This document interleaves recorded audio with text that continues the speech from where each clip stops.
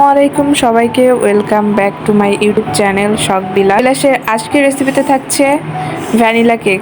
তো চলুন আমরা কিভাবে ভ্যানিলা কেক বানাবো দেখে আসি।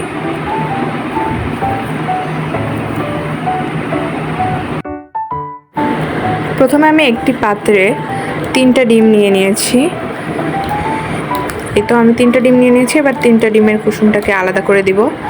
এবার আমি আলাদা আর একটা পাত্রে 1 কাপ পরিমাণ আটা নিয়েছি, 1 চামচ বেকিং পাউডার, 2 চা চামচ গুঁড়া দুধ এবং 1 টিস্পুন লবণ অ্যাড করেছি। এবার এটাকে আলাদা একটা পাত্রে ছেঁকে রেখে দেবো।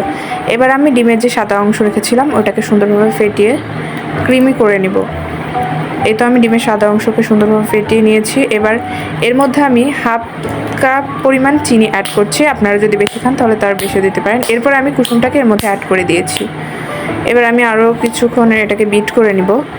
এই তো আমি এটাকে সুন্দরভাবে বিট করে নিয়েছি। এর মধ্যে এবার আমি আগে থেকে যে আটাটাকে ছেঁকে রেখেছিলাম সেটাকে একটু একটু করে অ্যাড করে সুন্দরভাবে মিশ্রণ করে নিয়েছি। এবার আমি গ্যাসে ফ্রাই প্যানটাকে গরম হতে দিয়েছি। এবার আমি মিশ্রণের মধ্যে 2 ফোঁটা ভ্যানিলা এসেন্স অ্যাড করছি। এবার আমি যে পাত্রে বসাবো সেই পাত্রে প্রথমে তেল দিয়ে তারপরে আটাটাকে ফোল্ড করে নিয়েছি। এবার আমি মিশ্রণটাকে সুন্দরভাবে মধ্যে সেট করে নিচ্ছি। এই তো আমি এবার মিশ্রণটাকে সেট করে নিয়ে ফ্রাই প্যানের মধ্যে দিয়ে দিয়েছি। এবার আমি ফ্রাই প্যানের ঢাকনাটা আটকে দিয়েছি। এই তো আমি 30 থেকে 25 মিনিট ওয়েট করার পর আমার কেকটা সুন্দরভাবে হয়েছে। এবার আমি কেকটাকে স্লাইস করে নিয়েছি সুন্দরভাবে। এবার হচ্ছে কেকের ক্রিমটা রেডি করব। এর জন্য 1 কাপ পরিমাণ হুইপ ক্রিম নিয়ে সুন্দরভাবে ফেটিয়ে নিয়েছি। এই তো আপনারা দেখতেই পাচ্ছেন আমি হুইপ ক্রিমটাকে সুন্দরভাবে ফেটিয়ে নিয়েছি।